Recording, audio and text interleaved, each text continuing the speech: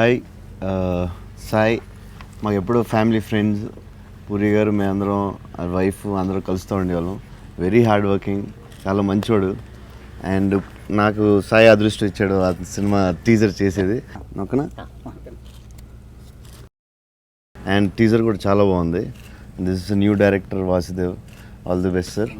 Producer అందరికీ all the best. And సాయికి I think this film will be big hit. ఎందుకంటే teaser చాలా interesting ఉంది, అంటే ఒక thriller and entertainment I think. And మీరు కూడా చూసుంటారు teaser. It's very very interesting. And అందరూ సినిమా చూడండి డెఫినెట్గా. All the best. అండ్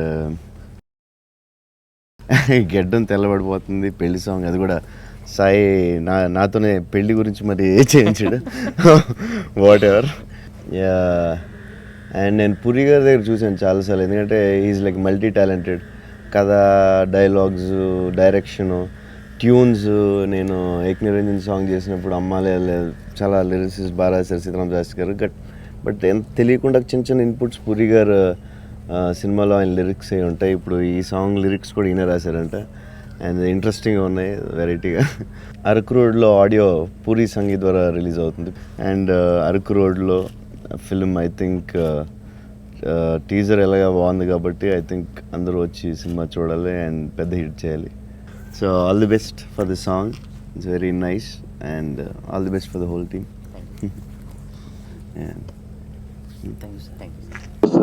ఇప్పుడు సినిమాలు ఎంత లెంత్ ఉంటే బాగుంటుంది, ఎప్పుడు కామెడీ రావాలి, బిఫోర్ ఎప్పుడు సీన్ రావాలి అన్నీ ఆలోచించి చాలా కష్టపడి చాలా టైట్గా ఈ అద్భుతమైన కామెడీ థ్రిల్లర్ని చేసాం. ఎందుకంటే ఒక్కొక్క సినిమాకి ఒక్కొక్కటి నేర్చుకుంటూ వెళ్తాం.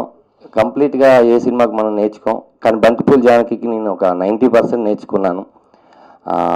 ఎంత లెంత్, ఎంత ఇది, ఏ ఎక్స్ప్రెషన్ ఎప్పుడు, అంటే ఆర్టిస్ట్గా ప్రతిరోజు నేర్చుకుంటుంటాం. ఈ సినిమా నాకు దర్శకుడు ప్రవీణ్ చంద్ర గారు కొన్ని కొత్తగా నేర్పించారు.